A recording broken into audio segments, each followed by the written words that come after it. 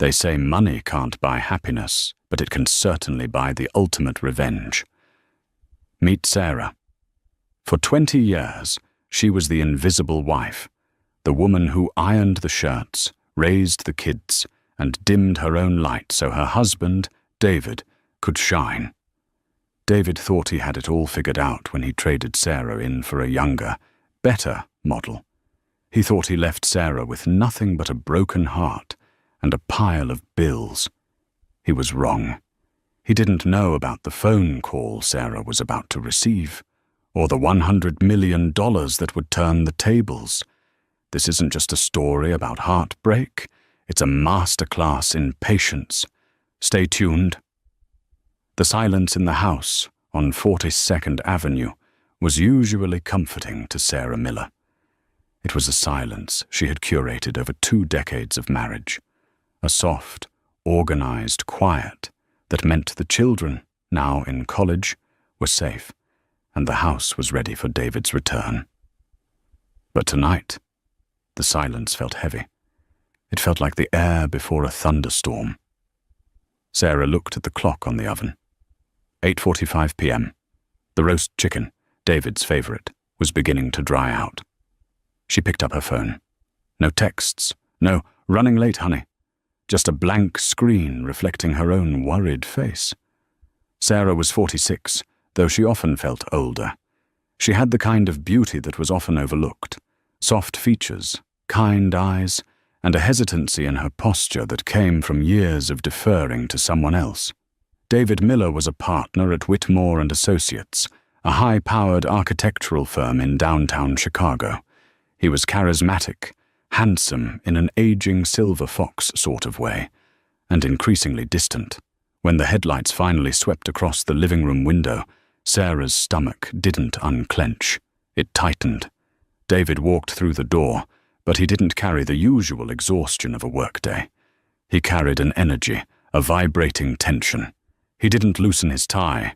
He didn't ask about the chicken. He stood by the kitchen island, placing his phone face down. A new habit. "We need to talk, Sarah," he said. His voice was devoid of emotion. It wasn't angry. It wasn't sad. It was clinical. It was the voice he used when firing a contractor who was cutting corners. Sarah wiped her hands on a dish towel, her heart hammering against her ribs. "Is everything okay? Is it the kids?" "The kids are fine," David said, looking past her, staring at the white subway tiles of the backsplash she had installed herself 3 years ago. "It's us. It's me." He took a breath, and then delivered the blow with the precision of a demolition expert. "I'm leaving, Sarah. I've already leased an apartment in the city. I'm moving out tonight." The world seemed to tilt on its axis. Sarah gripped the edge of the granite counter. "Leaving? David, we just booked the summer rental in the Hamptons. What are you talking about?" "I'm unhappy," he said, finally meeting her eyes. His gaze was cold, almost pitying. "I have been, for a long time. We've grown apart. You're content with this." He gestured vaguely around the kitchen, encompassing the home, the dinner, her life. "And I need more. I need vitality.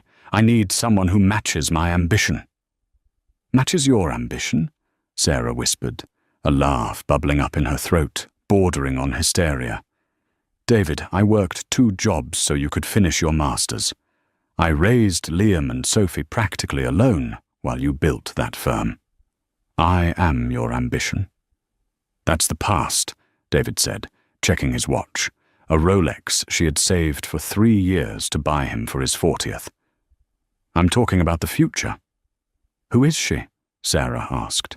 The question hung in the air, sharp and undeniable. David paused. He adjusted his cufflinks. "Her name is Jessica. She's an interior designer at the firm. She understands the industry. She understands me." Jessica. Sarah knew the name. She was 26. Bright, bubbly, ambitious Jessica, whom Sarah had met at the Christmas party. the one who had complimented Sarah's dress with a smile that didn't quite reach her eyes. "She's younger than your daughter, David," Sarah said, her voice trembling. "She makes me feel alive," David snapped, his composure cracking for a second. "And don't make this harder than it needs to be. I've spoken to a lawyer. You'll get the house, but you'll have to refinance to buy me out of the equity. I'm taking the savings account and the investment portfolio to set up my new life. It's a fair split." "Fair?" Sarah choked out. "You're emptying the accounts?" "I earned it, Sarah. I'm the one bringing in the paycheck for the last 15 years. You haven't worked since Liam was born. Be realistic." He walked past her, the scent of his expensive cologne, Santal 33, making her nauseous. He went upstairs. Sarah stood frozen in the kitchen. She heard the zip of a suitcase. He had already packed. He had planned this. While she was seasoning his chicken, he was packing his bags to go to Jessica. He came downstairs 10 minutes later, 2 Louis Vuitton duffels in hand. "I'll have the divorce papers sent over by Friday," he said, pausing at the door. He didn't look back. "Take care of yourself, Sarah." The door clicked shut. The sound of his Mercedes engine roared to life, then faded down the street. Sarah stood in the middle of the kitchen. The oven timer beeped. The chicken was done. She slid to the floor, her back against the cabinet, and for the first time in her life, she didn't cry. She just stared at the empty space where her husband used to stand, realizing she was entirely, terrifically alone. The next 3 months were a blur of legal jargon and humiliations. David wasn't just leaving. He was erasing her. Because Sarah had been out of the workforce for so long, her bargaining power was weak. David's lawyer, a shark named Arthur P. Miller, no relation, just pure coincidence and malice, painted Sarah as a leech who had contributed nothing to David's success. They met in a mediation room in downtown Chicago. The room smelled of stale coffee and lemon polish. David sat across from her, looking tan and fit. He was wearing a new suit, likely picked out by Jessica. He wouldn't look her in the eye. "The offer is final, Sarah," David said, tapping a pen on the mahogany table. "You keep the house. I take the liquid assets and the retirement funds. I'll pay alimony for 3 years. After that, you're on your own." "I can't afford the mortgage on the house without the savings, David," Sarah said, her voice raspy. She hadn't slept more than 4 hours a night in weeks. "The property taxes alone." "Then sell it," David shrugged. "Downsize. Get a condo. Honestly, Sarah, you don't need 4 bedrooms just to watch TV all day." The insult stung, but Sarah bit her tongue. She looked at the paperwork. If she signed, she would have a roof over her head for a few months, but she'd be cash poor immediately. If she fought him in court, he would drag it out, bleed her dry with legal fees she couldn't afford, and she might end up with even less. She signed. As they left the building, Sarah saw her. Jessica was waiting in a red convertible parked at the curb. She was wearing oversized sunglasses and scrolling on her phone. When she saw David, she lit up, waving frantically. David walked toward the car, his step light. He looked like a man unburdened. Sarah stood on the sidewalk, clutching a manila envelope containing the wreckage of her life. "Hey!" Sarah turned. It was Jessica. She had lowered her sunglasses. "No hard feelings, right?" Jessica shouted over the traffic, popping her gum. "It's just, love is messy. We hope you find someone more your speed." David laughed as he got into the car. They drove off, leaving Sarah in a cloud of exhaust. The reality hit Sarah hard over the next few weeks. She had to sell the house. It moved quickly. The market was hot. But after paying off the mortgage and David's equity share, which he demanded immediately, she was left with a pitiful sum.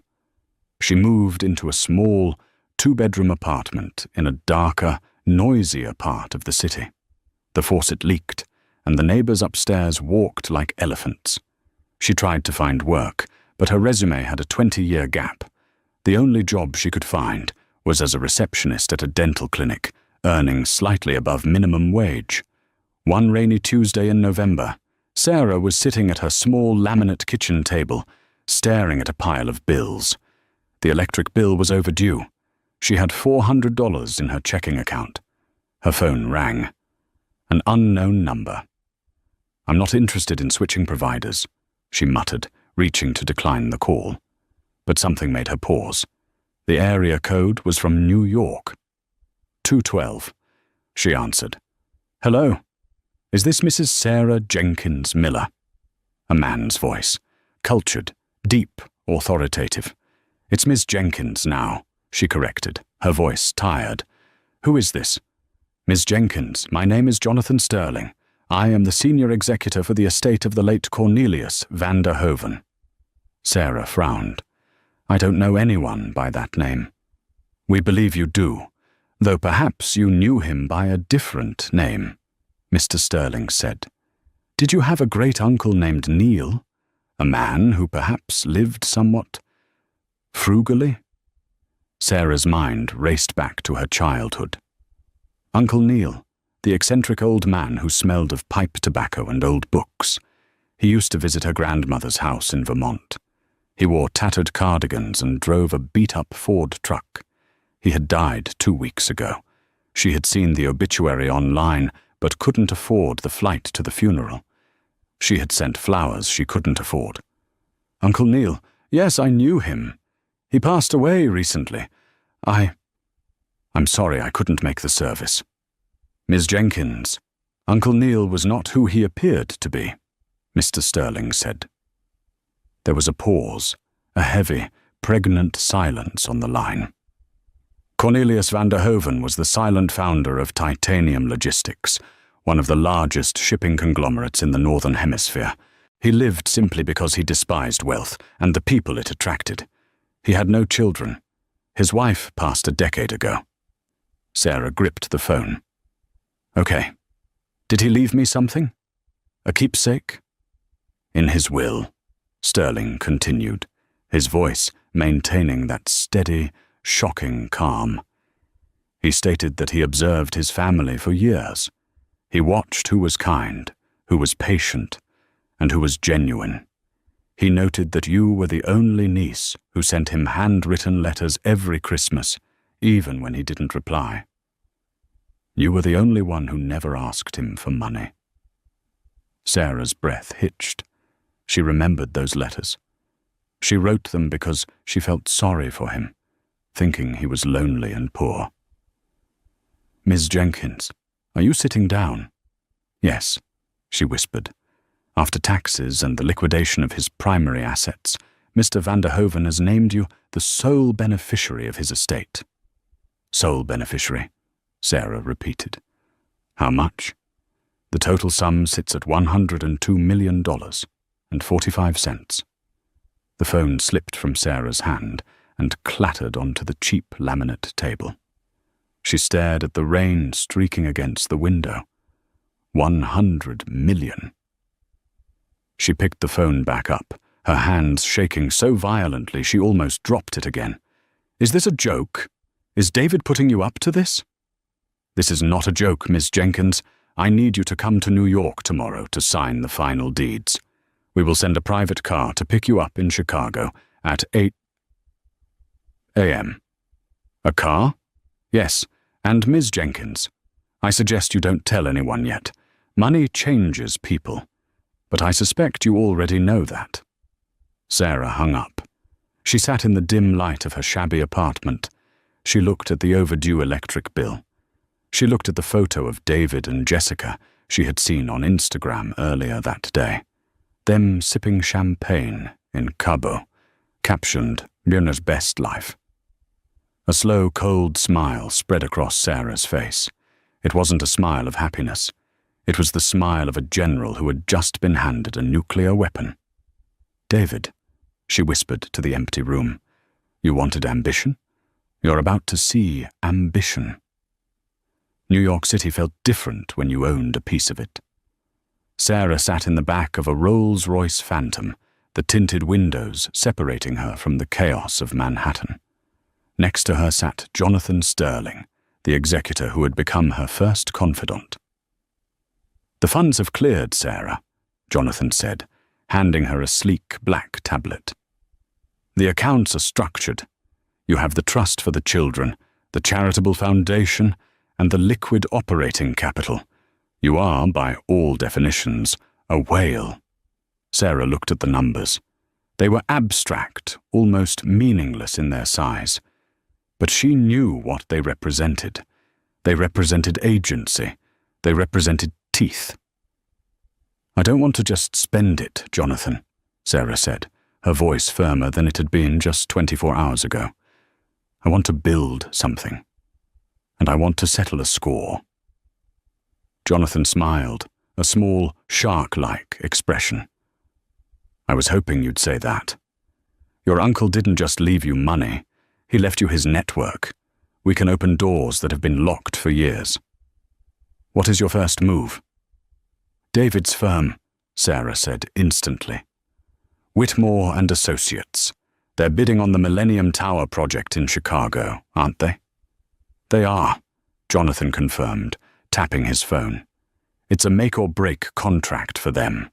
If they land it, David gets a massive bonus and secures his partnership. If they lose it, well, rumor has it the firm is over-leveraged." "Buy the development company," Sarah said. Jonathan paused, raising an eyebrow. "The development company commissioning the tower?" "Yes. Vanguard Estates. Buy a controlling interest. Use a shell company. I don't want my name anywhere near the paperwork. Call it Veritas Holdings."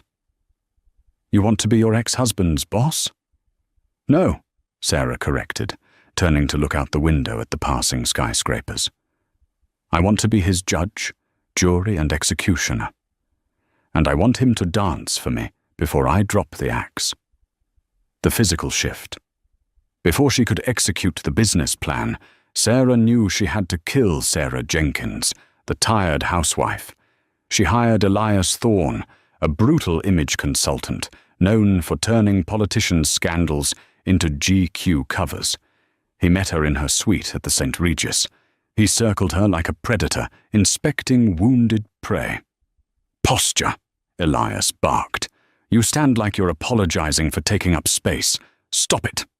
He threw out her wardrobe, all of it, the sensible knits, the floral prints, the comfortable shoes. "Comfort is for the retired," Elias said. "You are entering a war zone. You need armor."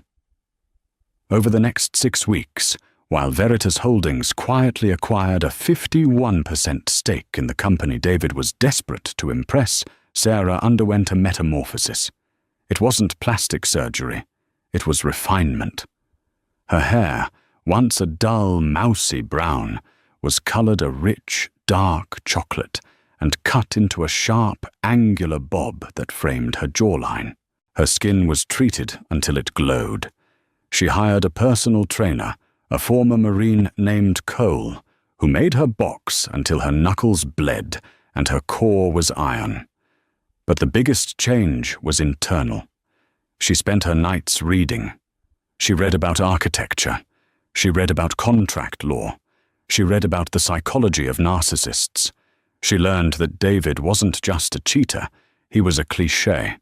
He needed validation. He needed to be the smartest person in the room.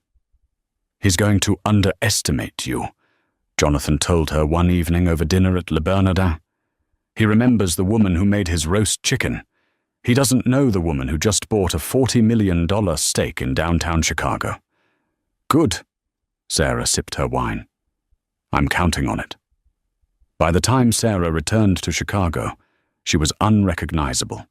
She moved into a penthouse overlooking the lake, a property she bought in cash under an LLC. She stood on her balcony, looking down at the city lights. Somewhere down there, David was living his new life with Jessica. She picked up her phone and dialed Jonathan. "Initiate Phase 2, she said. "Tell Whitmore and Associates that the new majority owner of the Millennium Tower project wants to meet the lead architects. Host a gala. Make it black tie. Make it exclusive. And the invitation list. Invite the partners," Sarah said coolly. "And make sure David brings his +1. I want Jessica there." David Miller was stressed. The new life he had blown up his marriage for wasn't quite the paradise he had imagined. Jessica was difficult. She was 26, and it showed. She wanted to go out every night. She wanted to be seen. She spent money with a voracious appetite. David's money. The settlement with Sarah had drained his savings more than he admitted. The alimony payments were automatic, and Jessica's taste for Balenciaga bags was putting a strain on his credit cards. "Babe, you promised we'd go to St. Bart's this winter," Jessica whined, draping herself over his desk in his home office. The apartment was modern, cold, and expensive. "I'm working, Jess," David snapped, rubbing his temples. "The Millennium Tower pitch is next week. If I don't land this, there is no St. Bart's. There's no apartment." "You're always working," she huffed, scrolling through TikTok. "You're becoming boring, David." The word stung. Boring. That was why he left Sarah, wasn't it? To avoid being boring? His email pinged. Subject, invitation, the Millennium Gala. David opened it. It was an invitation from Veritas Holdings, the new owners of the project. They were hosting a Meet the Visionaries gala at the Field Museum. It was the social event of the season. "Mr. Miller, as a lead architect, your presence is requested to present your vision to our board of directors. Formal attire." David sat up straighter. This was it. The new owners were rumored to be international money, wealthy, eccentric, and looking to spend big. If he charmed them, he was set for life. "Jess, get ready," David said, a spark of his old arrogance returning. "We're going to a gala, and I need you to look like $1 million. We need to impress these people." The night of the gala. The Field Museum was transformed. Soft blue lighting bathed the dinosaur skeletons in an ethereal glow. A string quartet played contemporary pop hits in classical arrangements. Waiters circulated with trays of caviar and champagne. David adjusted his tuxedo. He felt good. He looked good. Jessica was on his arm, wearing a dress that was perhaps a bit too revealing for a corporate event, a plunging red sequin number. But she turned heads, and David liked the attention. "Who are these Veritas people?" Jessica whispered, grabbing a glass of champagne. "Are they Russian? Chinese?" "No one knows," David murmured, scanning the room for the partners of his firm. "They're silent investors, very high level." He spotted his boss, Arthur Whitmore, looking nervous. "David," Whitmore said, clutching a scotch. "Tonight is crucial. The new chairwoman is making her first appearance. Apparently, she's a shark. She fired her last 3 architecture firms on the spot." "Don't worry, Arthur." David smiled smoothly. "I have the presentation memorized. I can charm anyone." Suddenly, the music stopped. The lights dimmed, leaving a single spotlight on the grand staircase of the main hall. A hush fell over the crowd of 300 of Chicago's elite. "Ladies and gentlemen," a voice boomed over the speakers, "please welcome the CEO and chairwoman of Veritas Holdings, Ms. Sarah Jenkins." David frowned. Sarah Jenkins, that was a common name. It couldn't be. Then she stepped into the light. The breath left David's lungs. It was Sarah. But it wasn't his Sarah. This woman was wearing a custom emerald green gown that clung to her body like liquid metal. Her shoulders were bare, her skin luminous. She wore a diamond necklace that looked heavy enough to sink a ship. She descended the stairs not with the hesitant shuffle of the housewife he knew, but with the regal, predatory grace of a panther. The room erupted in applause. David stood frozen, his mouth slightly open. Jessica tugged on his arm. "David! David, who is that? Why is she looking at us?" Sarah reached the bottom of the stairs. She took a microphone from an assistant. She scanned the room, her eyes locking instantly onto David. She didn't smile. She just stared, her gaze piercing through him. "Welcome," she said, her voice amplified, rich and commanding. "Thank you all for coming. As the new owner of the Millennium Project, I've been reviewing the proposals for the city's future." She began to walk through the crowd. The crowd parted for her like the Red Sea. She walked straight toward where David, Jessica, and the Whitmore partners stood. "I believe in loyalty," Sarah said, stopping 5 feet from David. She smelled of jasmine and expensive danger. "I believe in commitment, and I believe that bad investments should be cut loose." David's heart was hammering so hard he thought he might have a stroke. "Sarah," he whispered. She turned her head slightly, acknowledging him for the first time. "Mr. Miller, I've reviewed your firm's proposal. I didn't know," David stammered. He looked at Jessica, who looked like she wanted to crawl into the floor. "It lacks foundation," Sarah said, loud enough for his boss to hear. "It feels temporary, flashy but empty." Arthur Whitmore turned pale. "However," Sarah continued, a cruel smile playing on her lips, "I believe in second chances. I've decided to host a final vetting process. A trip." She turned back to the crowd. "I'm inviting the senior partners of the top 3 bidding firms, including Whitmore and Associates, to a private retreat on my island in the Caribbean. 1 week. There, you will present your final designs. The winner gets the contract. The losers go home with nothing." The crowd cheered at the generosity. A free trip to a private island? It was the opportunity of a lifetime. Sarah leaned in close to David, intimate enough that only he and Jessica could hear. "You're invited, David," she whispered. "Bring Jessica, I insist. I want to see if your ambition can survive a week in my world." She turned and walked away, her assistants flanking her. David stood trembling. He looked at Jessica. "That was your wife?" Jessica hissed, her eyes wide with fear and jealousy. "The frumpy one you told me about?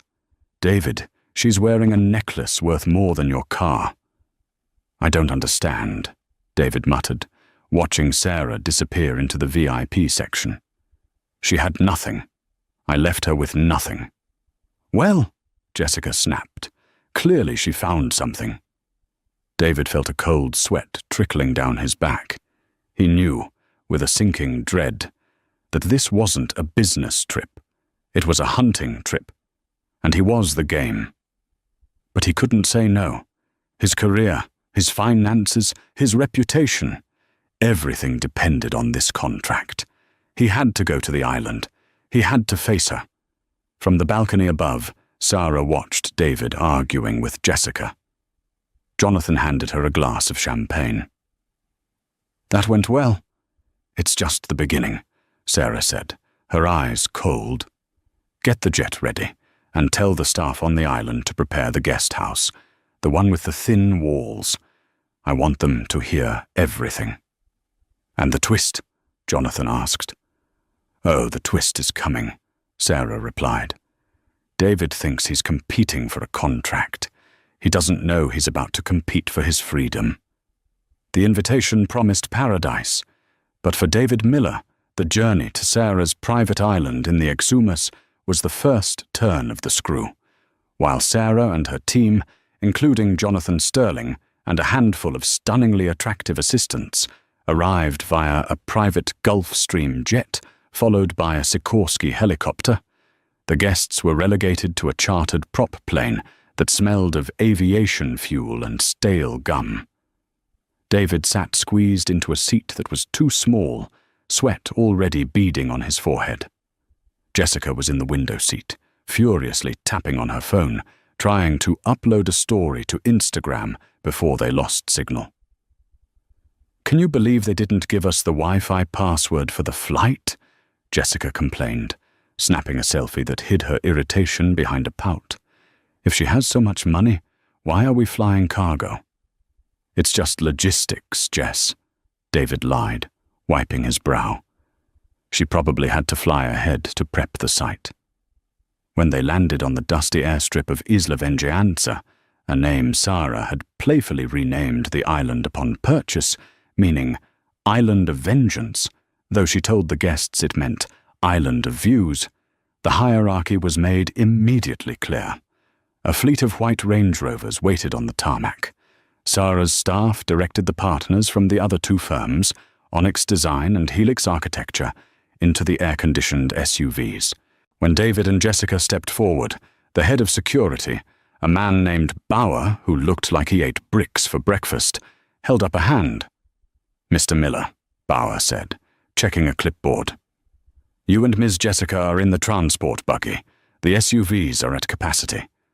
He pointed to an open-air golf cart with faded seats. "This is a joke," David sputtered. "I'm a senior partner." "And you're late," Bauer said simply. "Ms. Jenkins dislikes tardiness." David drove the golf cart for 20 minutes down a bumpy dirt road, dust coating his tuxedo jacket and Jessica's blow-dried hair. By the time they reached the main compound, they looked like they had survived a sandstorm. The accommodation twist. The main compound was breathtaking, a sprawling, minimalist masterpiece of glass and white concrete perched on a cliff overlooking the turquoise ocean. An infinity pool seemed to bleed into the horizon. Sarah stood on the terrace, holding a glass of iced tea, looking crisp, cool, and utterly untouched by the heat.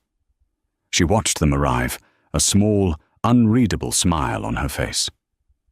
"Welcome," she called out, waving down at them. "David, Jessica, you look earthy." The other architects were already sipping cocktails, laughing. They looked fresh. "We've assigned everyone their villas," Sarah announced. "Since we are celebrating organic design this week, I've arranged for a variety of experiences. The partners from Onyx and Helix will be staying in the oceanfront suites." She gestured to the luxurious bungalows with private plunge pools. "And David," Sarah continued, her voice sweet as poison, "since your proposal focused so heavily on raw materials and stripping back the excess, I thought you'd appreciate the Eco Lodge. It's our most authentic experience." The Eco Lodge turned out to be a converted gardener's shed on the edge of the mangrove swamp. It had no air conditioning, only a ceiling fan that clicked rhythmically. The walls were bamboo, paper thin, and the bathroom was an outdoor shower. "I am not staying here," Jessica shrieked, swatting at a mosquito. "David, do something. This is humiliating."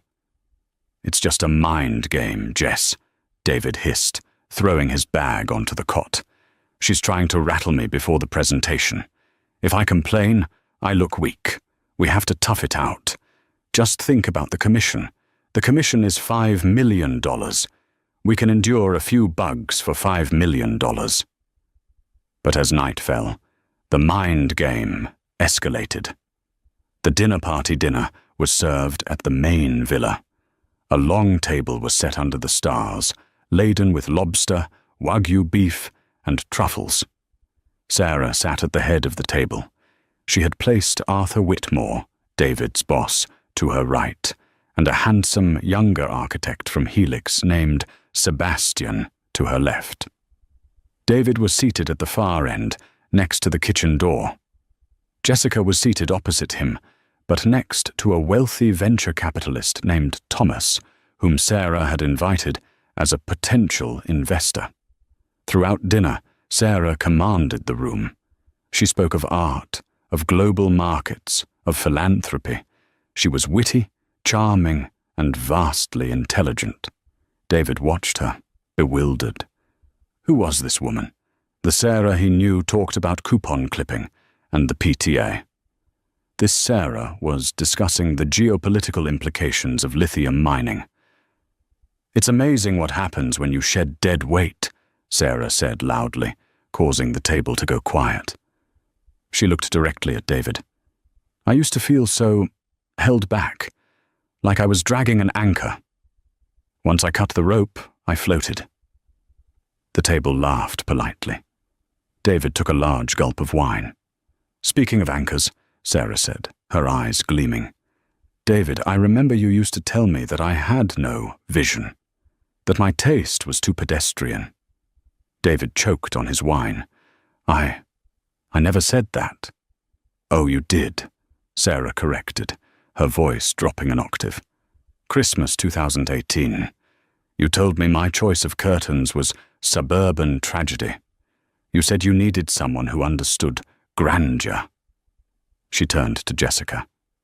"Jessica, dear, you're an interior designer. What do you think of the villa? I designed it myself." Jessica, who had been busy flirting with Thomas, the venture capitalist, looked up, startled. It's nice. Very modern." "Nice," Sarah repeated, bored. "Thomas, what do you think of Jessica's portfolio? Have you seen it?" Thomas, a man with a net worth in the billions, glanced at Jessica with mild disinterest. "I haven't had the pleasure, though David tells me she's the inspiration behind his new work." "Is she?"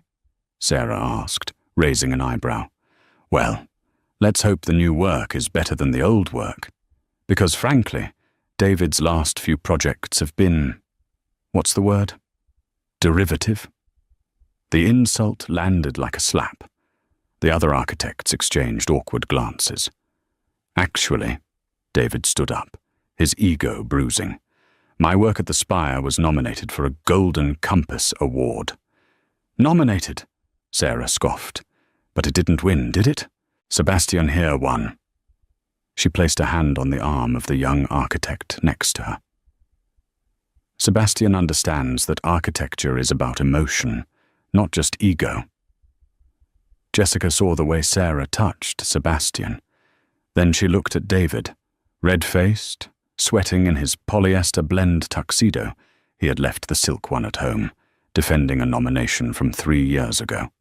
For the first time, Jessica looked at David not as a prize she had won, but as a bad investment she was stuck with. Later that night, back in the sweltering eco-lodge, the thin walls proved to be the ultimate weapon. David and Jessica could hear the music from the main villa. They could hear the laughter. They could hear the clinking of crystal glasses. "They're having an after-party," Jessica whispered into the dark. "And we weren't invited." "Go to sleep, Jess," David snapped. "It's too hot to sleep," she yelled. "And there's a lizard on the wall. You said you were a partner, David. Why are you being treated like the help?" "Because she's bitter," David shouted back. "She's a scorned woman with a checkbook. But once I nail the presentation on Friday, she'll have to respect me. Business is business." But David was wrong. This wasn't business. The week on the island was a slow-motion car crash for David. Every day, Sarah orchestrated a new humiliation, disguised as a team-building exercise. On Tuesday, they went deep-sea fishing. Everyone was given high-tech gear and assigned to luxury cruisers. David was given a tangled line and put on a dinghy with a motor that kept stalling. He caught nothing. Sebastian caught a 200 lubie marlin. Sarah cheered for Sebastian and toasted him with champagne. On Wednesday, they had a design charrette, a rapid-fire sketching competition. The theme was Betrayal. David, flustered, drew a fractured building. It was clumsy. Sarah walked past his easel, paused, and said loud enough for the group to hear, "It looks a bit unstable, doesn't it? Like it would collapse under the slightest pressure. Sort of like your finances, David." David froze. "Excuse me?" "Oh, don't be coy," Sarah whispered, leaning in. I know about the second mortgage. I know you cashed out your 401k to buy Jessica that convertible. I know you're 3 months behind on the alimony. You're drowning, David." She walked away, leaving him pale and shaking. The honey trap, while David was spiraling, Sarah was working on Jessica. She found Jessica by the pool, looking bored and sullen. David was off somewhere, frantically preparing his presentation. "Rough week?" Sarah asked, sitting on the lounger next to her. She signaled a waiter to bring 2 mimosas. Jessica looked wary. "I'm fine." "You know," Sarah said casually, adjusting her sunglasses, "I used to be you. Well, not you, exactly. But I was the woman standing behind David, thinking he was the sun and the moon, thinking he was going to give me the world." Jessica stayed silent, listening. "He talks a big game," Sarah continued, "but men like David, they hit a ceiling.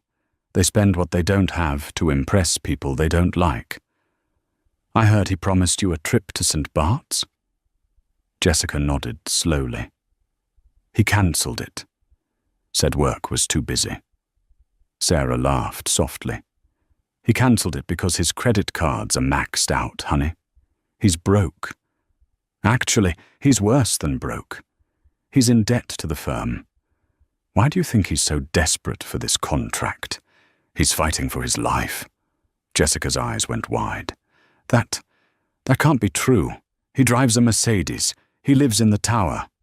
"Leased," Sarah said. "And the apartment. He's 2 months behind on rent." "I know, because my company just bought the building he lives in." Sarah took a sip of her drink and looked at Jessica with pity. "You're young, Jessica. You're pretty. You have talent. Don't tie yourself to a sinking stone. David is yesterday's news. He's a man in midlife crisis who used you to feel young, and now that the bill is due, he can't pay." Sarah stood up. "By the way, Thomas, the investor, he was asking about you.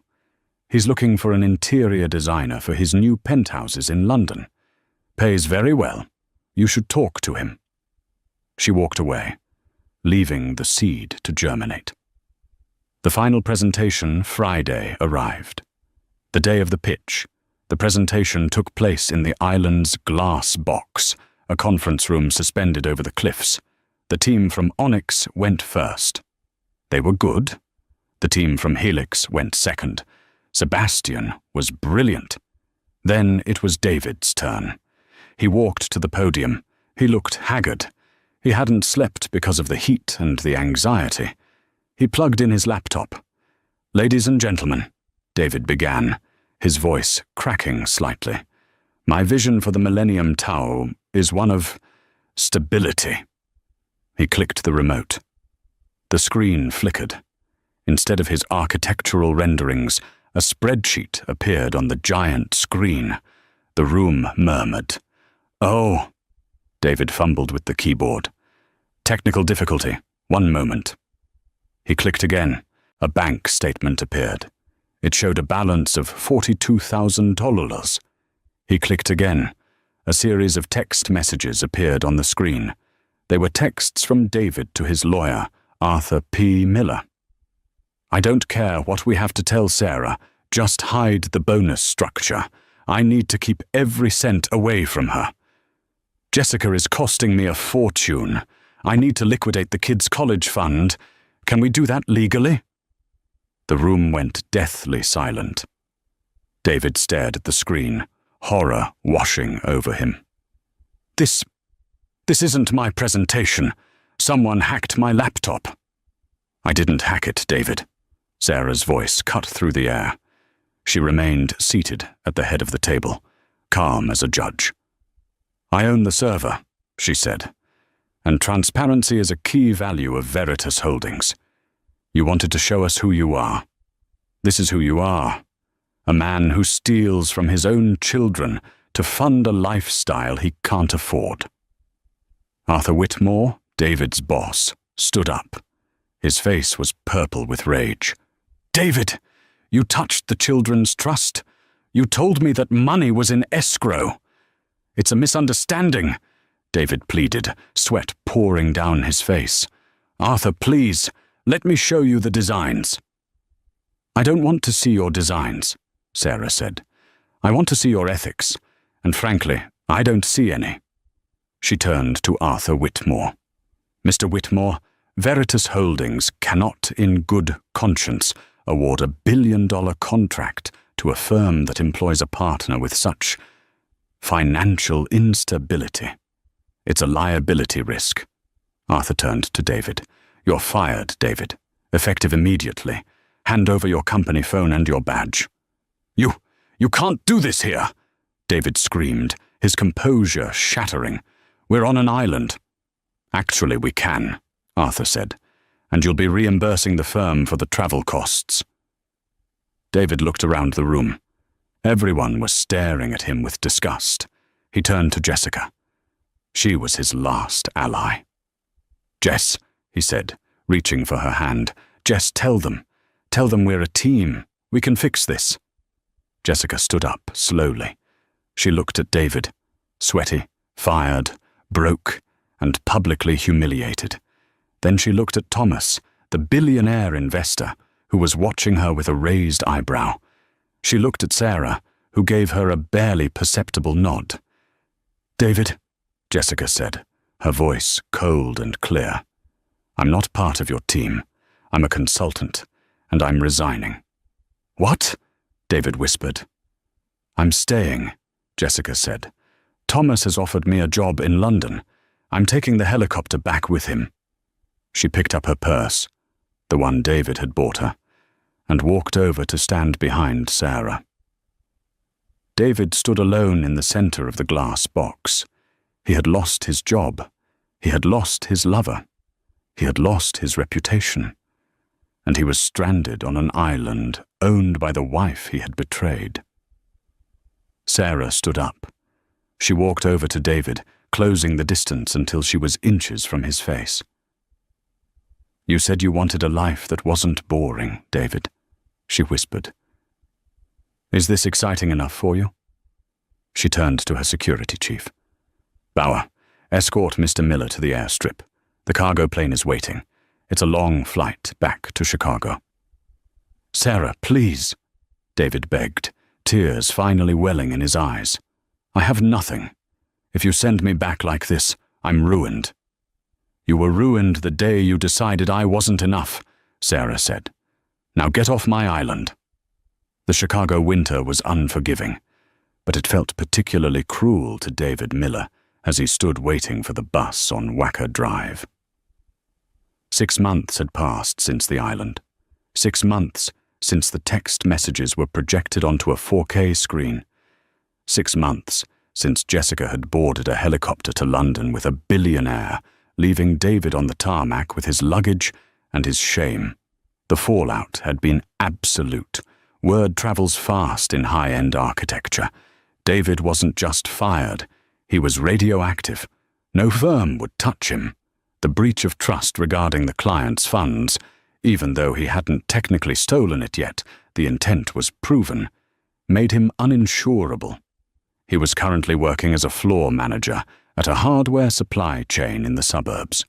He wore a red vest. He scanned lumber. He lived in a studio apartment above a laundromat that smelled perpetually of bleach and fabric softener. His phone buzzed.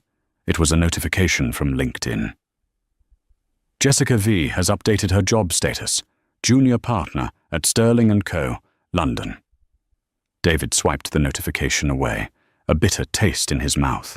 He had lost everything chasing a fantasy, and the fantasy had used him as a stepping stone. But the final blow was yet to come. That afternoon, he had a scheduled meeting with his daughter, Sophie, at a coffee shop downtown. It was the first time she had agreed to see him since the island incident. Sophie walked in, shaking snow off her coat. She looked different, stronger. She was wearing a scarf that looked expensive, cashmere. Hi, Dad, she said, sitting down but not taking off her coat. She didn't order anything. Sophie, honey, David smiled, trying to summon his old charm, though it felt rusty. You look great. How is school? I know I'm behind on the tuition payments, but I'm working on a comeback. I have a few leads. Sophie held up a hand. Dad, stop! I'm serious, Soph. I just need a little time. Actually, I was hoping... Could you maybe talk to your mother? The alimony stopped because of a clause in the contract about my employment status. If she could just float me alone. Sophie stared at him.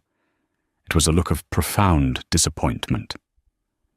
Mum paid my tuition, Dad, Sophie said quietly. She paid for Liam's grad school too. She set up trusts for both of us, so we never have to worry about money again. David blinked. She did? Yes. And she didn't do it to buy us off. She did it so we wouldn't be dependent on anyone, especially not you. Sophie reached into her bag and pulled out an envelope. Mum asked me to give you this. She said it's the last thing she'll ever send you. David took the envelope. His hands shook. Was it a check? A reprieve? He tore it open. Inside was a single sheet of paper. It wasn't a check. It was a deed. It was the deed to the cabin in the woods, the one his father had built, the one David had forced Sarah to sell 10 years ago so he could buy his first Porsche. He looked up at Sophie, confused. She bought the cabin back? She bought it months ago, Sophie said. She renovated it. She said you always talked about how you wanted to write a book or find yourself or whatever. She said you have no excuse now. It's yours. Free and clear. Why? David whispered. After everything I did? She said... Sophie paused, her voice wavering slightly. She said that hating you was exhausting. She said she's too busy being happy to carry you around anymore. She wants you to have a roof over your head, so she never has to think about you again. Sophie stood up. She placed a hand on his shoulder, not affectionately, but with a sense of finality. She's moving to Paris next week, Dad. She's opening a European branch of her foundation. She's dating someone too, a professor. He's nice. He listens to her. Sophie. David reached out, but she pulled back. Take the cabin, Dad. Go live in the woods. Find some humility. But don't call us until you do. Sophie walked out of the coffee shop, disappearing into the swirl of snow and city lights. David sat alone at the small table. He looked at the deed in his hand. Sarah hadn't destroyed him. She hadn't sued him into oblivion. She had done something far worse. She had pitied him. She had given him exactly what he deserved: isolation and the crushing realization that while he was playing checkers, she had been playing chess. He looked out the window. A billboard across the street caught his eye. It was an advertisement for Veritas Holdings. The slogan read, "Build a foundation that lasts." And there, in the corner of the ad, was Sarah. She wasn't looking at the camera. She was looking up, towards the sky, smiling a genuine, radiant smile he hadn't seen in 20 years. David Miller put on his coat, picked up the deed, and walked out into the cold, finally understanding the cost of the silence he had left in that kitchen so many months ago. He was free, and he had never felt more trapped. And that is the story of Sarah and David. It's a brutal reminder that the grass isn't always greener on the other side. Sometimes it's just artificial turf painted over a sinkhole. David traded a lifetime of loyalty for a moment of excitement, and in the end, he lost the only person who truly had his back. Sarah's journey teaches us that the best revenge isn't screaming or fighting. It's succeeding so loudly that your silence breaks their heart. She didn't just survive, she evolved. What do you think? Did Sarah go too far on the island, or did David get exactly what he deserved? And would you have given him the cabin at the end, or left him on the street? I want to hear your take in the comments below. Let's start a debate. If you enjoyed this story of karma and redemption, please hit that like button. It really helps the channel. And don't forget to subscribe and ring the bell so you never miss the next episode of real-life drama. Thanks for watching. And remember, be careful who you betray. You never know who holds the winning ticket.